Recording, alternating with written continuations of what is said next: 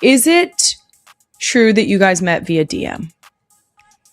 What did you say? I'm really embarrassed. I said 23 total cards, 15 yellows. All of the reds were Brazil's. Way to show some restraint. No yellow we for love it. Hey. The good news is that he has bigger boobs than me already. So I don't know that the cantaloupes are necessary. I like fully committed to this guy that I didn't even meet yet for him to stay at my house the entire weekend. Wow. Not gonna lie. Finn's teething right now. And so I got approximately 3 hours of sleep. Also, she was surprised last night when Jason flipped over in our bed and she was in the middle and she said, Dada! Like she was shocked. And then I had to explain to her, this is actually our bed and you are the surprise. Let's get this puppy. A big fan of Squashies candy. If you don't know what they are, you should. Honestly, I force fed them to Emma on a plane recently. And she said, they're okay. I firmly believe you have to keep eating them. It's one of those. I recently found an old cup of milk in my car and it wasn't mine. But the joy of it is that it was actually not still in the cup. And you think to yourself, then where was the milk?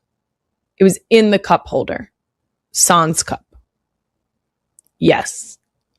I had to scoop it out because at that point, it was a little solid. And when I asked who did it, I got an unclear answer. And they giggled. And I just tried an Erewhon smoothie for the first time in LA. And there's a couple of things that I'm taking issue with. First of all, why is it enough calories for a whole meal replacement? Everybody knows you're supposed to have a smoothie with your meal. We're not chewing anything. We were in LA for a couple reasons. For NGL, I got to sit down with some guests, 2 in particular. Both absolute icons. And I'm still kind of thinking that it might not have been real. But Queen Emma's nodding and she's saying it actually happened. It was delightful. I think you'll and maybe you'll eat some. If you don't know what I'm saying, that's fine. You'll find out eventually. We might even bleep that. Who knows? Emma might think that's too direct for both. Who knows? Queen Emma, are you going to let that stay? We'll see. That is an absolute top tier mom answer. We'll see. We'll see. We will, won't we? Yep. We will see. I might just bleep parts of it. Perfect. Let's do that. So that's what you heard. Coming up on today's episode, a loaded doom scroll where I'm going to talk about how Jason would do in the pregnancy watermelon challenge. I'm also going to get some new Ask Me Some Things questions from the real ones about tattoos and public toddler tantrums. We've all been there. After that, I'm going to be joined by another gold medalist, star forward for the Washington Spirit and the U.S. women's national team, Trinity Rodman. No business. None.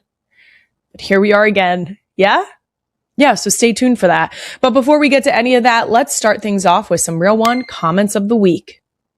And it looks like we're going with the theme of rage bait this week. That always ends well for everyone here. Someone said, the podcast is great, but I don't understand why somebody with Kylie's intelligence, here we go, has to swear like she does. It's like listening to a 16-year-old. I think I should be able to let my kids listen to the podcast and not be concerned about her swearing. Terry. Can I call you Terry? Great. I really appreciate this. But if you look up intelligent people swearing, there are studies that were done that suggest that people who swear more, you guessed it, higher intelligence. So I'm not saying that, but also the insult of saying that you're listening to a 16-year-old. I'm okay with you saying I sound young. I'm actually going to take that as a win. So I'm really sorry that your kids have never heard you curse ever in their whole lives. Maybe when they grow up, they will decide whether or not they want to curse when it's appropriate for them to do so, much like my children. But they hear me curse all the time. We've set boundaries. They know that they're not allowed to do that. And that it's really just enhancement to my thoughts and feelings. Queen Emma, you're funny for choosing all this rage bait. Thanks. It's a quarterly reminder on the show. We love quarterly reminders where people like to say that I shouldn't curse as much. Here's the deal. I know when to and when not to curse. Now, this is my space here in the studio. And I'm speaking to other adults, right? That's what this podcast, the demographic that we are targeting is other adults. So I'm actually speaking the way I would speak to other adults. Now, when I speak to my children, I do not curse. When I speak at a coaching engagement or something with field hockey or something with young kids or a camp or this or that or anywhere where there are other people's kids within earshot, you're not going to catch me lighten it up with curse words. Okay. I don't do it. We do have occasional swear-free episodes. The only brands that have been approved for a swear-free episode are Disney, period. That's it. So if you would like to go watch a swear-free episode, you can find 2 episodes of that. One with my mother-in-law, Donna. Shout out to her, my Disney queen. And the other episode is our Paris episode in Disneyland Paris with the Mar sisters. Okay. Otherwise, I'm going to say whatever the fuck I want. So this podcast is actually rated adult, explicit, not for children.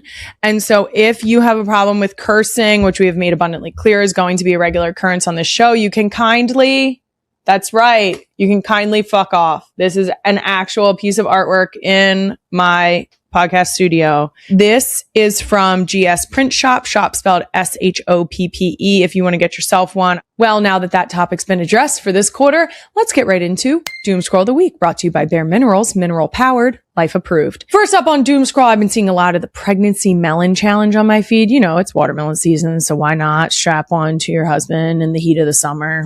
That makes a lot of sense. Queen Emma, can you show us? For a little bit. I think I can do it. Famous last words. All right. Famous last words. It's easy.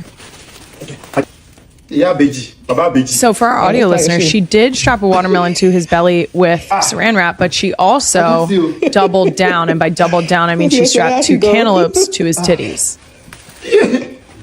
He can't get his shoes on. He's picking up toys.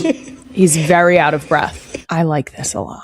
I like this a lot because this is sensitivity training. We can't have a whole bunch of feelings about how your wife moans and groans every time she gets off the couch or when she has to roll herself out of bed, literally, or when your back hurts and you know, you can't stand up too long and maybe you can't get your shoes on. That's for real, for real. I think that Jason would have some trouble. Not because of why you think, well, maybe. I think football has done a number on his body already. And I think that if we tried to strap this much weight to the front of him, that he might have severe back problems for days. The good news is that he has bigger boobs than me already. So I don't know that the cantaloupes are necessary. But we could keep it as an option. I think that I would be more excited to do the period cramp simulator. I like the idea of a TENS machine because when you strap women to it and you slowly go up in levels, there's really little to no flinching. And we sit at a 10 with no problem. And then you strap a man to it. And studies have shown there's a little more hooting and hollering, if you will. Maybe you strap the watermelon and the cantaloupes to your man's. And then after he's been in there for, let's say, we'll be nice, an hour, we then put the TENS machine on underneath of it. Because Braxton Hicks and contractions, you know? We'll see what's up with Jay, and maybe he wants to sign up for it. I'll keep you guys posted. Next up, women who have simply chosen not to have kids are getting a lot of heat lately on TikTok and literally since the beginning of time, realistically. Fortunately, these 2 women don't give a fuck what you think. Queen Emma, the clip, please. You're talking to a girl and she says that she does not want children. That is the biggest red flag in the world. I don't give a fuck. Nice. Ooh, yes. For our audio listeners, they are dancing around with some outstanding dance moves and quite a few red flags, literal little red flags, outstanding no notes. Now, the judgment around women who don't have children is ridiculous because, and I've said this multiple times, I truly believe I never felt the need for women to have kids. That was never a thought of mine. I never thought to myself, like, all women should have children to fulfill like some fucking, I don't know, prophecy. Bullshit. Don't care. I literally couldn't care less. But when I had kids, I get it more than I've ever gotten it. And that happens both ways. It happens for like, you understand moms differently when you become a mom. Same shit. You understand the women who have put a lot of thought into the fact that they do not want to have kids or have not been able to have kids. Okay. Because I want that to be clear. And again, we always get back to, you don't know if they chose it or didn't. And so I'm going to need you to, yeah, you guessed it. Mind your fucking business. Yikes. I need you to kick rocks. I need you to not say anything. And I need you to mind your business unless you're saying, you know what? Hell yeah. I think to myself sometimes, like, if this house were empty, I used to get to actually, oh God, it was glorious. I used to get to sit next to my husband on the couch. It was glorious. It was such a beautiful time in my life. That doesn't happen anymore. Not for now. That's not the season of life we're in. I'm not saying I don't like that I have my kids. I love my children, but I understand more deeply that other people would not choose this life. That's all I'm saying. And I think we should have more awareness to that. And also, those dance moves, fire. And lastly, in a house full of girls, we've definitely had similar makeup or wake up, to quote Benny, incidents. Can we name the clip, please? The clip says, parents, this is why silence is dangerous. Mom is trying to scrub pink. And I'm not talking pink like a cute blush. I'm talking pink off of this. What if one casual conversation about baby names revealed more about Taylor Swift and Travis Kelce's future than anyone expected? The Taylor Swift and Travis Kelce baby name conversation has become a fascinating topic for fans, especially after members of the Kelce family have openly joked about names, family traditions, and what the next generation could look like. But there is an important distinction. There has been no verified public announcement that Taylor and Travis have chosen a baby name. What we do have are several real moments that make this subject especially interesting. Kylie Kelce has spoken publicly about how difficult choosing the right baby name can be, and Travis himself once jokingly suggested a surprisingly bold name for his future child. That combination has given fans plenty to discuss. But the real story is less about guessing a secret name and more about what the Kelce family has actually said about children, family, and the meaning behind a name. Kylie knows better than almost anyone how personal that decision can become. When she and Jason Kelce were preparing for their fourth daughter, Kylie openly talked about the challenge of finding a name that felt right. She even teased listeners about a possible unexpected choice, describing the possibility as something of a curveball. That moment showed just how seriously the Kelces can take naming a child, even when they are joking about the process. Eventually, Jason and Kylie welcomed their fourth daughter, Finley and Kelce, in March 2025. The name fit beautifully alongside their daughters Wyatt, Elliot, and Bennett, while still giving the newest member of the family her own identity. And this is where Kylie's perspective becomes especially interesting when fans talk about Taylor and Travis. Kylie has already experienced the pressure of choosing a name while the entire world is watching. For a family as recognizable as the Kelces, even a simple name can become a major conversation. Every choice can carry family history, personality, tradition, or even an unexpected personal connection. So when fans imagine what Taylor Swift and Travis Kelce might eventually choose, they naturally look toward the family members who have already gone through that experience. Kylie is one of those people. She has also become increasingly connected with Taylor through years of family gatherings, football games, holidays, and public moments surrounding Travis. Their relationship has been closely watched because Taylor did not simply enter Travis's life. Over time, She became part of a much larger family circle that includes Jason, Kylie, Donna Kelce, and the younger generation. That is why any discussion involving Kylie and Taylor tends to attract enormous attention. But there is another fascinating piece of the story, and it comes directly from Travis. During an episode of New Heights, Travis once joked about a potential name for his future child while talking with Arnold Schwarzenegger. The name he mentioned was Conan, inspired by Schwarzenegger's famous role in Conan the Barbarian.